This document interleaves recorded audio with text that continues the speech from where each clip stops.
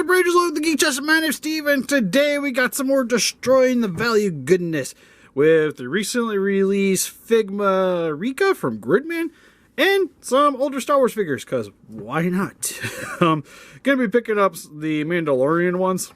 So there's a few characters I kind of wanted to get a hold of. Mainly stuff kind of like what I'm doing with the Black Series that goes along with the Mandalorian, but I think for these I'm gonna go into a little bit deeper and getting some of the other characters, at least from what I can.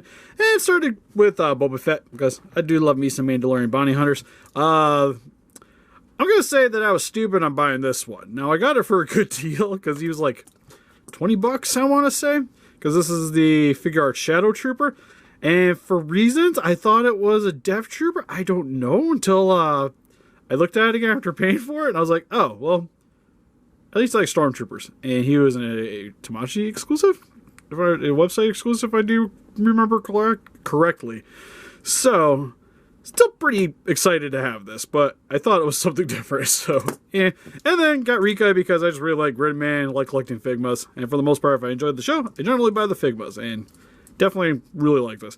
Now, there was a Good Smile Shop exclusive version of this that came with the little hot dog sandwich thing. But I couldn't merit spending 20 extra bucks for something that I probably wasn't going to pose with it.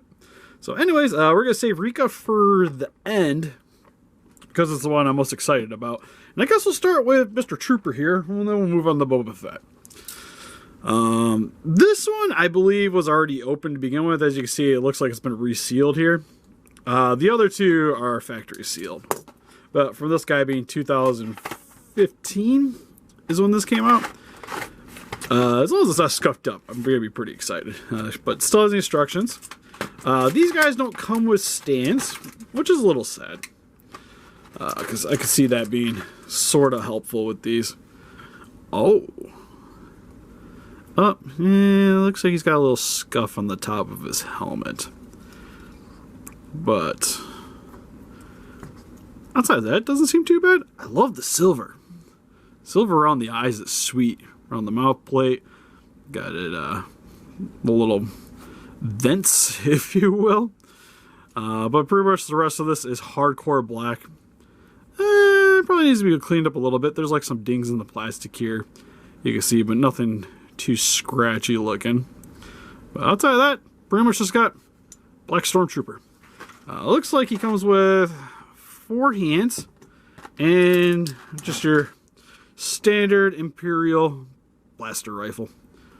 So I'll probably just have him posing with that. But outside of that, like the basic Stormtroopers generally don't come with too many options. But not too bad. Oh, I like that the armor plate's on a hinge. That's pretty cool. Seems to be pretty posable. This is a little bit of a softer material, but I could see breaking those if you're not too careful with it. But it is nice that it can shift up and down, so it helps with the leg articulation a little bit, which isn't crazy by any stretch of the imagination because of the armor plating here, but still pretty good. Yeah, I gotta say, I'm pretty happy with this purchase. It's gonna bug me though that the top of the helmet's got some scuffs on it, because like the lighting, you can see it. Well, I did get this B, so not too, it's not something to be unexpected. Definitely probably the reason why he was $20, you know. But for Figuarts, not too shabby. Not too shabby. Hopefully you'll stand on the shelf by yourself, because that's really all I'm asking for nowadays. Oh, and he just fell off my lap, and there went all the hands. I'll find you in a minute. We'll get the Boba Fett. Now, Boba Fett. It's one of those characters that, like, some people really love, some people could be fairly indifferent about, because for the most part, Star Wars, like, you see him a little bit in Empire, Return of the Jedi, he essentially is only there to get eaten by the Sarlacc. And I guess if you want to count him as a kid in the prequels. But, like, he's also got, like, the comic books that he was in, stuff like that, which I always liked as a kid. Then I just thought he was, like, one of the coolest looking characters in all of Star Wars, which I think is what really gravitated me towards him. Not that, like, him as a character was sweet, but he just looks like a badass. He's got his little cape back here. You got jetpack. Paint detailing's looking really nice. Helmet looks good. Does this move? Oh, it does move. Okay, that's actually kind of sweet. I wasn't quite expecting that. It doesn't show it on the box doing that. Huh. That's pretty sweet. You also got his flamethrower, his little missile packs on the side here. Got the little tassels coming along the side. This seems to be like it's on a hinge too, just like on the Stormtrooper.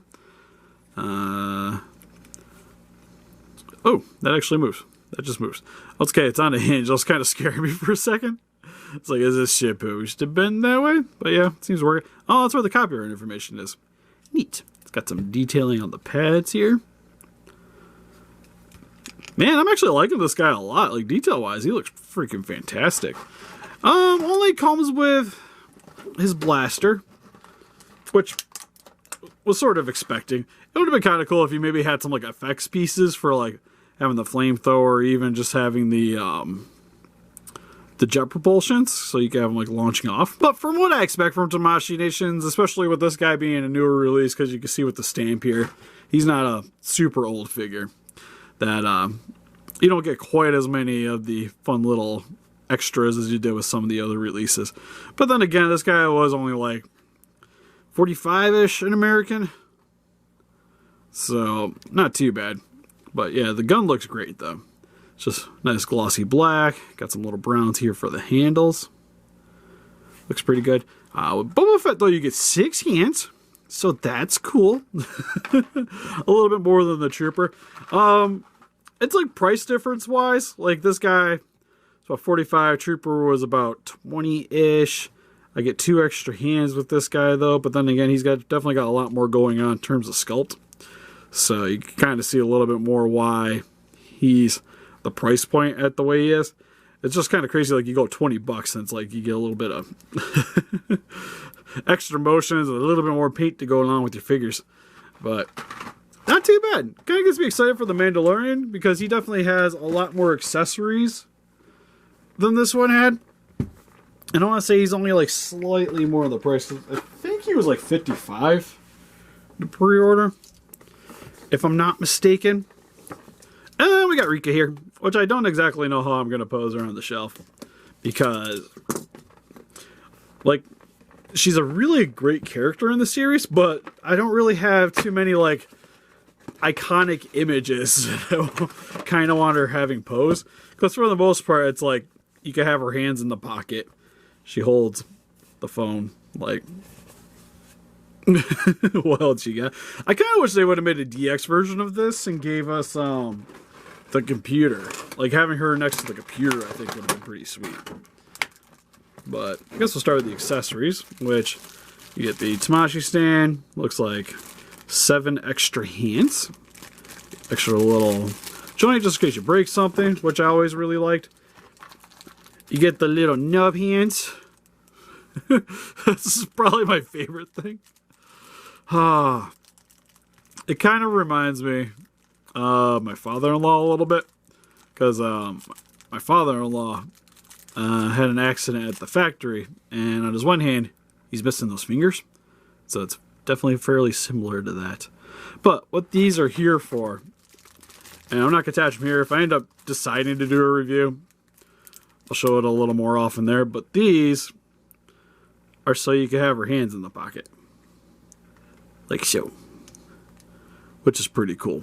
I don't know if they've actually done this with another Figma that I can recall. I know, like, nothing I own. But I don't think I've seen any, like, photos of, like, characters just, like, with their hands in their pockets. So that's kind of cool. It's a fairly, unique... Okay. Alright. I wasn't quite expecting. That came off pretty easy. So, this is how she dresses. She has a little plastic flap for the front here. I was just going to rip off the plastic, call it a day, but alright. I guess that's one way to save on money because then you don't have to make the full skirt going all the way around.